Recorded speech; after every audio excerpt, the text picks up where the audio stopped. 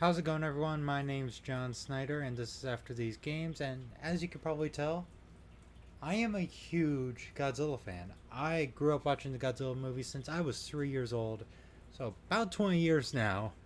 Uh, I pretty much have at least one version of every Godzilla movie, minus the anime trilogy, because no home release version of that. Um, and Godzilla is been a huge part of my life. And it's sad for me to say there hasn't been really any good Godzilla games, so to speak. Now, granted, this doesn't mean I never enjoyed playing Godzilla games. I enjoyed, I had Godzilla Destroy All Monsters Melee on the GameCube, Godzilla Unleashed for the Wii. I enjoy those games, and just, like a few years ago, like 2014. Yeah, 2014, so 5 years ago, jeez. Uh, Godzilla PS4 came out. No, 2015. I'm sorry, 2015. Godzilla for the PlayStation 4 came out, and one of the is by far considered one of the worst games ever on the PlayStation 4. Now, granted, I did enjoy playing it because it does show a lot of love for the Godzilla franchise, but I won't sit here and say this is really a good game. Despite how I enjoy about it, it's a very bad game. Now, why did I, talked about Godzilla games and my love for Godzilla? Well, because a new Godzilla mobile game has come out called Godzilla Defense Force. And I'm not really too happy about it. And I will tell you why. So, it is a mobile game, and I will show you pictures on Twitter. Just there we go. And we're just gonna, there we go. So, yeah, if we look through here, uh, this is pretty much the game. Uh, this is the first Godzilla fight, I want to say. In the game, oops, sorry. You pretty much play soldiers to defeat giant monsters. You collect giant monsters and have them as cards, which are right here. And let me see if I can get. And cards are, you know, like the AC3 Whitehorn. And there's like a bunch of Godzilla references. And now I do have to say before I go bagging on the game, that I believe the art style is very much, I love the art style. I love the care put into this, the designs. Like, I think Gigan here looks really cool. I love the little references. There's the Godzilla Hotel in Japan that was put in the game. That's a nice touch. And there's different versions of each monster. Like, that's Rodan 1956 right there. I know that's not the best look of him. Uh, yeah, visually rise and all that. Yep, there we go. And there's the cards right there. Got some super rare cards, and I will be getting to the cards, no doubt. Um, yeah, so there seems to be a lot of love for the Godzilla franchise in the game. Like, got Godzilla 66 and right there, got pictures from the movies. It looks really like it was dedicated for the fans. Now, all that said, visually, audio and everything, presentation wise, the game looks great. Too bad it's a grind fest, and not just a grind fest, but a really monetized grind fest. Now, I was pretty shocked when it comes to the shop. Uh, that sounded a little bit weird, but bear with me.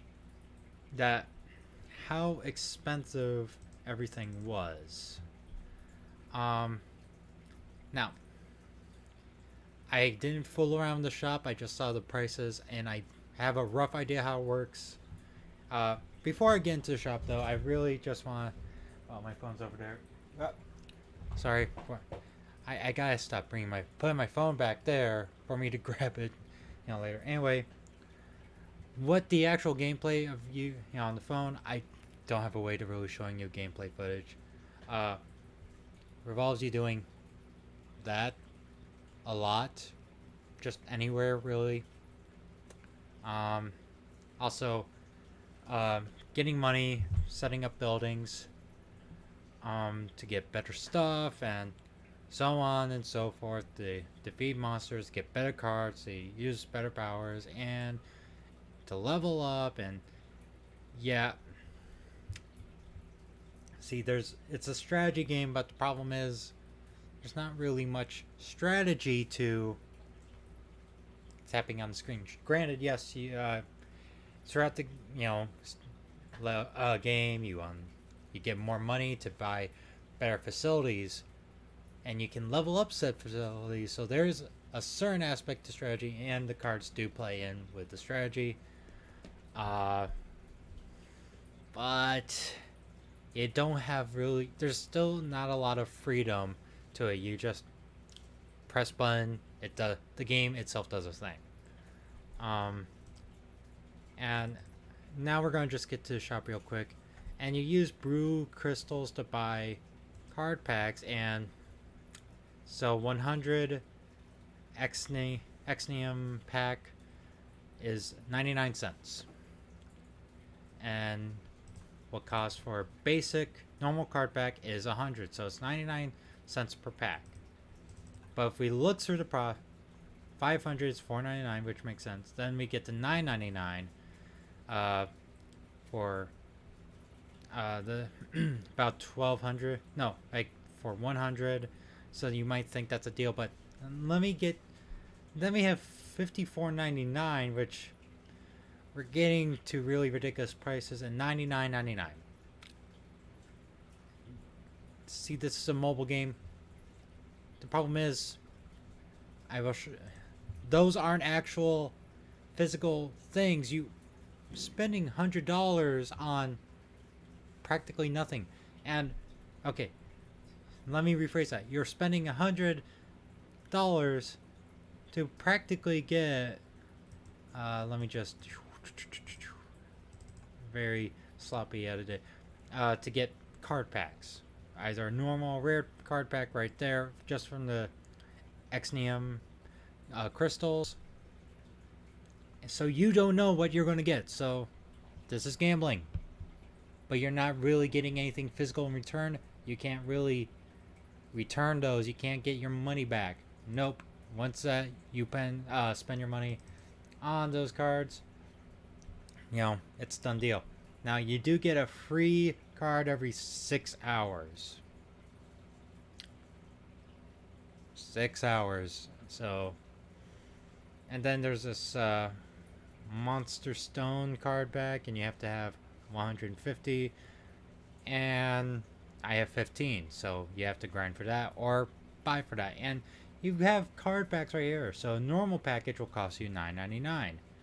So that's about like 10 Exnium crystals plus I want to say that's one rare card pack, maybe. Then we got rare package $29.99, 3 packs and more Exnium, and premium package $31.99. But again, the problem is nothing there is actually real.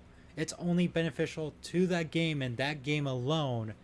And once that money is gone, it is gone. You can't really get your money back because you're gambling for chance, but except you're only getting something imaginary in return. And they're playing with the trading card aspect. Trading cards are addictive. They do play on the addictive side. As a former Magic the Gathering player, I can attest to this. But they were expensive, but to be fair with Magic, you can sell those cards. Like the physical version of the game, you can sell those cards. You can possibly get some money back, or even more money back. So there's a little, leeway. I think, I don't really care for the model. I think it's very scummy. Anyway, getting on the rant from trading cards, and what's even worse is that the game itself is designed to be addictive. Now, I know what you might be saying. Well, aren't all games in some way addictive, or can't anything be addictive? And yes, anything can be addictive. You can be addicted to water. You can be addicted to buying wallets. You can be addicted to buying remotes or shoving it up somewhere that I'm not going to discuss in this video. You can get addicted to anything, and especially games, and even fun games are addictive. But the thing is, games that are designed to be fun, they're addictive because they're fun, not they're addictive because they're addictive. That's the difference. Because like I was showing you, I don't want to load up the game right now. There's footage everywhere, but essentially, again, you're not really doing anything. You're just telling the game what to do, and the game will do it. So, and there's, again, they like, and when you set up the bases, you pretty much buy them. You don't have an option to place them anywhere.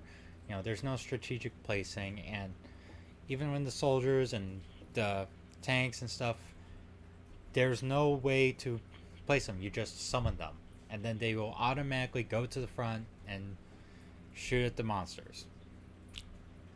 Now, if you really think that's not ridiculous, let me show you. Yesterday, I got this game called Persona 5. Now, I personally haven't played a Persona game. This would be my first Persona 5 game, and this is a brand new copy that I got for $20. That is already cheaper than the premium package, which is $31.99. This is $11 cheaper, and this is a full game. Like, granted, yes, this game came out about a couple years ago, I want to say, but I heard, so alright, I'm looking at it right now. I'll show you the site real quick. I'm probably just going to keep holding on the game because I'm being ridiculous right now. Anyway, in Japan it came out September 15, 2016. And it was retailed price at $59.99 over here in the US. But look at how many hours you can get in this game. 96 hours on the main story alone. 170 hours if you try to complete it. That is a lot. And that's just average hours. So, yeah, you're getting my point. See, this physical thing that I can also resell on my own, like put it up on eBay and possibly get some of my money back, if I decide I don't really care for this game. You know, but in general, I'm probably not going to do that because there is so much content in this game that, and I haven't even played it, and I know there's a lot of content in this game that I got for $20. Meanwhile, if we go to back to the crystals, $99.99 for $100, $80 more than a game that can be played for hours upon hours. Oh, almost 100, like on average 170 hours of total playtime. That is $80 more, and you're not going to get much out of it. And the reason, and look, I know these free-to-play games, sorry, I need to clean up OBS, so sorry for the rough edits, but the reason I am making a video about this is because I'm very passionate about Godzilla, and I know a lot of people who are also passionate about Godzilla who might be getting tricked into this game because of, you know, like how I mentioned, you know, how much care they put into the Godzilla franchise, into this game with the designs and so much love and passion, but they're practically getting ripped off right here. And I don't want, if I could say someone like, okay, don't really get this. It may say free to play, but and by the way, I forgot to mention, like most free to play games, it will grind. Like at a certain point, like after the main tutorials, the game will start to really slow down. Then it'll make you start watching ads, and not just one, probably two ads. And then at certain points, it'll tell you can't watch ads anymore. You have to spend money to get this resupply. And Yeah, the game is designed to make you spend more money. I know these games are everywhere, but what's really frustrating on my end is that us Godzilla fans have not had proper justice done to a Godzilla game. And look, I get it with on the game dev on the game dev side of things that maybe the developers didn't try to plan to make this game addictive, and they were trying to design the game around to being fun. And I know that's a difficult thing. Like, it sounds easy on paper, just make it fun, but as a game developer myself, who's been developing about a couple months now, I know that's a struggle, and it's still something I'm trying to learn. And I'm trying to make my own monster, like Godzilla inspired game called Duraju, which is going to be an endless runner, and I plan on having that on early access by the end of the month.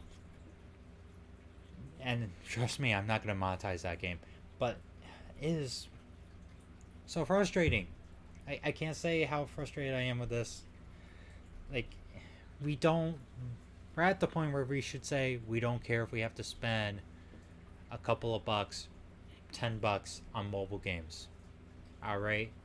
Because we rather pay the price once and then to be forced to pay 99 cents or $4.99 or $9.99, $54.99 and $99.99.